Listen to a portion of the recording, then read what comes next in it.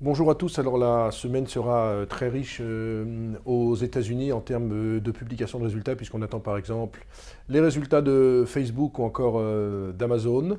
Il faut savoir que pour l'instant, les résultats des entreprises américaines sont bien meilleurs que prévu. On aura une croissance de 6 à 6,5% pour le quatrième trimestre 2016, ce qui est une bonne nouvelle. Maintenant, du côté de la macroéconomie, c'est un petit peu plus discuté. La croissance au quatrième trimestre publié vendredi dernier n'était que de 1,9%, alors qu'on attendait entre 2,2 et 2,3%. La grande problématique maintenant, c'est de savoir combien on aura de croissance sur 2017-2018. Donald Trump parlait d'une croissance au-dessus des 4% grâce à son grand programme économique. Maintenant, le FMI est un petit peu plus mesuré, il ne voit pas plus de 2,2 à 2,3%.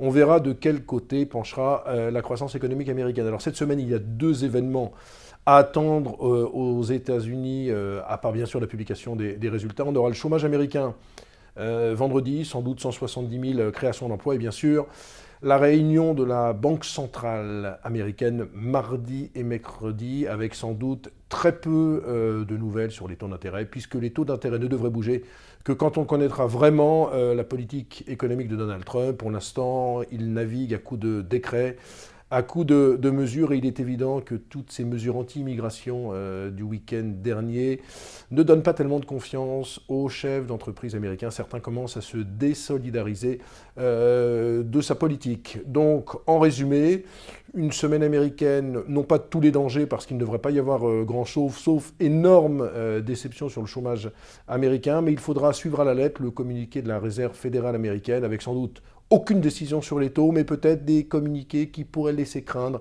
une certaine critique de la politique économique américaine de Donald Trump.